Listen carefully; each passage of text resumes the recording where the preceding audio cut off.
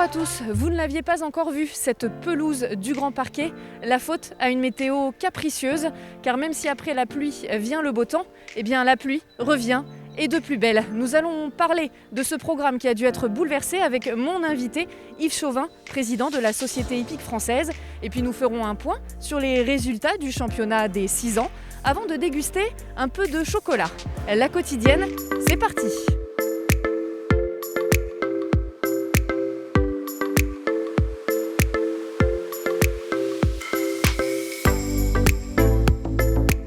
Monsieur Chauvin, président de la Société hippique française, bonjour, merci d'être avec nous. Bonjour à vous. Alors, on va un petit peu s'intéresser à cette grande semaine de Fontainebleau qui est bien lancée, a bien démarré. Nous sommes déjà à la 3e journée. Alors, pour commencer, avant d'arriver ici, est-ce qu'il y a eu certaines difficultés à gérer l'organisation de cette grande semaine qui, évidemment, se déroule dans un contexte particulier? Alors d'abord, 2 contextes bien sûr particuliers. Un premier par rapport au Covid. Je ne vous apprends rien. Et puis un deuxième problème, bien sûr, qui s'est posé à nous dès samedi, c'est le problème de la météo, qui était avec une prévision assez catastrophique jusqu'à la fin de la semaine, jeudi, vendredi, samedi, dimanche. Et du reste, on l'a bien vu déjà ce matin, où il pleuvait énormément. Donc ça a demandé une réorganisation complète de la grande semaine. On a dû déménager le restaurant pour le mettre sur le petit parquet. On a dû changer l'ensemble des épreuves de manière à ce qu'elles se déroulent entièrement sur le sable. Et on a mis des tentes en plus supplémentaires pour protéger au niveau de la pluie, pour que les gens puissent s'abriter, ce qui n'existait pas autour du petit parquet. Donc ça a été un changement samedi, dimanche, lundi au niveau des équipes générales. D'abord un changement bien entendu de programme et puis un deuxième changement par rapport à toute l'organisation. Aujourd'hui, en effet, on voit la météo, vous l'avez dit, elle n'est pas au beau fixe. Pourtant, il y a de l'affluence. Est-ce que ça aussi, c'est une surprise ou est-ce que vous êtes finalement soulagé qu'il y ait toujours autant d'inscrits ici sur cette grande semaine? On a un nombre d'inscrits assez important, avec une petite baisse, je dirais, dans les 4 ans, une augmentation très sensible au niveau des 5 ans, une légère petite baisse dans les 6 ans, mais je dirais bon an, mal an, on a à peu près le même nombre de chevaux, on en est très heureux. Bon, tout s'est bien organisé donc sur les différentes carrières et donc ces petits changements qu'on va évoquer, le Grand Parquet qui est vide, c'est toujours un petit peu étonnant. Maintenant, il faut faire avec. C'est-à-dire que vu les conditions météo, c'est vrai que les cavaliers n'étaient absolument pas prêts du tout à pouvoir tourner sur le Grand Parquet et donc de manière à leur donner des conditions identiques et protéger les chevaux aussi d'une manière importante. On a donc décidé de faire passer toutes les épreuves sur le sable. Donc sur la carrière qui servait de carrière de détente à l'origine, qui est devenue une carrière de saut d'obstacle, on le voit, ça se passe bien aussi. Le flux, les chevaux, tout tourne très très bien pour l'instant. Et puis le petit parquet qui s'est transformé lui aussi et qui du coup permet justement d'accueillir les finales, par exemple, qu'on a vu chez les jeunes chevaux de 4 ans, où là aussi, finalement, c'est un succès. C'est un succès déjà parce que la qualité du sol est exceptionnelle. Il faut reconnaître, on a vu tomber quand même beaucoup d'eau et on voit que le terrain résiste extraordinairement bien. C'est un terrain d'une qualité formidable. La carrière des Princes qui va, dans le projet, je dirais, général de Fontainebleau, se transformer et va devenir une très grande carrière. Je dirais ça fera 2 très très belles carrières, je dirais, en sable dans l'avenir. Et puis on a pu utiliser la carrière Audelan qui nous a servi de dépannage et qui nous a vraiment permis de pouvoir organiser aussi sur le sable l'ensemble de toutes ces épreuves. Vous avez donc réagi vite pour que tout se passe bien, ou en tout cas au mieux. Quels sont les retours que vous avez de la part des éleveurs, des cavaliers qui sont présents ici? Disons, l'ensemble des cavaliers semble très satisfait que nous ayons pris ces initiatives et que nous ayons réorganisé complètement cette grande semaine. C'est donc une bonne chose pour l'instant. Alors on en parle beaucoup de cette météo plutôt négative, elle. En revanche, on a parlé de l'affluence qui est toujours bien remplie. Et puis, on a la chance aussi de voir toujours autant de marchands à la sortie des pistes. Là aussi, ça reste un succès et les gens sont au rendez-vous. Le commerce s'établit toujours aussi bien ici à Fontainebleau. C'est-à-dire que ce qu'on a surtout fait depuis des années, on a essayé de vendre notre grande semaine à l'étranger. Donc on a fait pas mal de promotions pour inciter l'ensemble des acteurs étrangers à venir sur notre événement. Et puis, au fil des années, il se crée des contacts, les gens viennent régulièrement, on voit de très gros marchands venir de tous les pays d'Europe du Nord, principalement, je dirais. On voit aussi beaucoup de personnes d'origine latine. On a énormément, je dirais, d'étrangers qui viennent assister à cette grande semaine.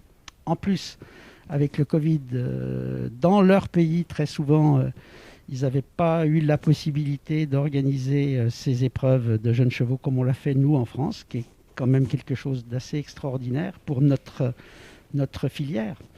Et donc, on a beaucoup de personnes étrangères qui sont venues. Forcément, les éleveurs n'en sont que plus ravis, surtout qu'ils ont bien travaillé pendant cette crise sanitaire. Tous ceux qu'on a pu interviewer dans la quotidienne nous ont toujours expliqué que pour eux, l'activité n'a pas baissé. Ça génère encore plus d'intérêt sur cette grande semaine, ici, pour montrer ces fameux produits de saut d'obstacles qui deviendront les champions de demain. C'est le rôle de la SHF. Puisque la SHF, elle s'occupe de l'élevage, elle s'occupe de la valorisation de cet élevage. Elle a une mission aussi de commercialisation, elle ne commercialise pas directement, mais elle crée les meilleures circonstances possibles de manière à ce qu'on puisse avoir des actes commerciaux. Ce qui explique le développement des SHF Market, ce qui explique le développement des SHF vidéo, puisqu'aujourd'hui, vendre un cheval sans vidéo, c'est impossible. Donc tous ces services qu'on a apportés facilitent énormément le commerce au niveau de notre filière. Et c'est notre rôle. Donc la SHF va tirer un bilan positif. On parle déjà de bilan, même si on se retrouvera à Uzès et on en refera un à ce moment-là. Mais pour l'instant, vous avez plutôt l'impression que cette saison 2020, maintenant que surtout l'épreuve du saut d'obstacle est lancée, ce qui est un petit peu le point d'orgue de la saison, vous pouvez dire que le bilan pour l'instant est plutôt positif? Je dirais que vu tout ce qu'on entend, vu tous les événements qu'on a vécus, j'ai l'impression qu'on a fait le moins mal possible. Je ne vais pas dire qu'on a fait le mieux, mais je vais dire le moins mal. Et faisant le moins mal possible, je crois que l'ensemble des éleveurs doivent être assez contents. Les cavaliers semblent contents, en tout cas au niveau de la grande semaine. Et on a, je pense, essayé de faire pour le mieux. Ça ne veut pas dire qu'on a fait le mieux possible, mais disons qu'on a essayé. En tout cas, on le ressent ici sur cette grande semaine de l'élevage à Fontainebleau. Les gens sont ravis, surtout d'être présents, peu importe la météo, on en profite. Merci à vous d'avoir été avec nous. On va aussi vous laisser profiter de cette grande semaine. Et puis, je vous donne rendez-vous à Uzès pour une prochaine quotidienne, bien évidemment. J'espère à Uzès et puis sous un beau temps. Évidemment. On est dans le sud et puis Uzès, les finales d'endurance, c'est toujours un événement assez extraordinaire. Évidemment, et qu'on est toujours très fiers de vous montrer aussi dans la quotidienne. Ça, ce sera rendez-vous à partir du 8 octobre. Merci beaucoup, Monsieur le Président de la Société hippique française. Passez une très bonne semaine ici à Fontainebleau. Merci à vous en tout cas.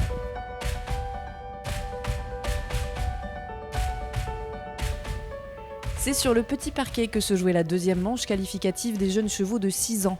Chez les juments, Electra Duval-Henry prend la tête du classement provisoire du championnat. C'est une fille de président et quinoa de la barre par Diamant de Semilly. Elle est née au haras du Val-Henry et évolue sous la selle de Jérôme Murel. Deuxième, grâce à sa rapidité sur la deuxième manche, Eulalie de Vesquerie, montée par Jérôme Coulombier. Produit de Quartz du Chanut et Virgule de Vesquerie par Apache d'Adrier, elle devance d'un peu plus de 3 secondes Europe d'Autuy et Faustine Laferrerie. Fille de Canaan et Vanity Bois-Margot par l'Arc de Triomphe Bois-Margot, elle est tout droit sortie des écuries d'Autuy. Seuls 8 juments ont réalisé un double sans faute depuis le début de la compétition, suite demain avec le modèle. Chez les Hongres et Entiers, c'est un mâle qui prend la tête du championnat. Eureka de Joanne est le fils de Canturo Bois-Margot et Capricieuse Vanette Houdhoff par Darco. Il est né chez Joël Marie et confié à Marc Dillasser. Avec un parcours réalisé en 2 secondes de plus, Eiffel de Hus et Valentin Bénard suivent au classement. Fils de Conner et Banda de Hus par Argentinus, c'est une production du haras de Hus qui termine avec un meilleur chrono qu'Elios de Lally qui se hisse dans le trio de tête.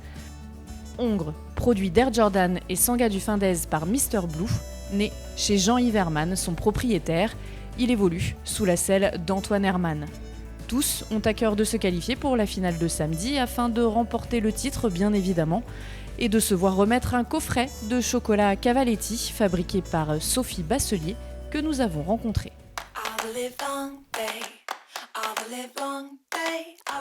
Sophie, comment t'es venue cette idée de faire des obstacles en chocolat? Alors en fait, c'était pour me différencier des autres chocolatiers en France, parce qu'il y en a beaucoup à Paris notamment. Et donc j'ai voulu mêler mes deux passions, les chevaux et le chocolat. Alors, tu as plusieurs parfums que tu proposes. J'en vois 4 avec toujours ce praliné. Pourquoi? Alors j'ai choisi de faire uniquement une gamme de pralinés. Alors déjà parce que c'est mon chocolat préféré. Et en plus, parce que j'ai remarqué que lorsqu'on offrait une boîte à quelqu'un, tout le monde se précipitait sur le rocher pour être sûr de ne pas tomber sur le chocolat un peu à l'alcool, cerise, un petit peu étrange. On parle de ces chocolats, il y a une raison. Si tu es ici, autour du Grand Parquet, sur cette grande semaine de l'élevage, c'est parce que c'est un prix qui va être remis lors de la remise des prix justement des jeunes chevaux de 6 ans. Oui, exactement. Ça va féliciter les meilleurs, les champions des 6 ans. Alors, c'est bien beau d'en parler, mais moi maintenant j'ai quand même envie de goûter, Sophie. Si Alors, tu veux bien. Mon préféré, Ouais, s'il te plaît. c'est le coco. Donc là, je vous donne le coco au chocolat noir. Je vais tricher, j'enlève mon masque 2 secondes pour goûter.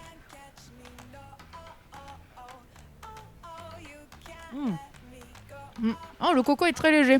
C'est fondant. C'est pas mal. Ça vous donne envie, hein? Vous voulez goûter? Bah ouais, mais je peux pas, je suis désolée. C'est pas Covid. Donc je vais le manger. Merci beaucoup Sophie. Merci. De déguster ces chocolats et puis on se retrouve samedi pour la finale. En attendant, vous pouvez venir déguster ces chocolats sur le stand L'éperon, ici juste à côté du Grand Parquet. Mais bon, venez vite, hein. Je suis pas sûre d'en laisser beaucoup. Allez, bonne soirée Sophie. Merci Anne. Merci à tous et à demain.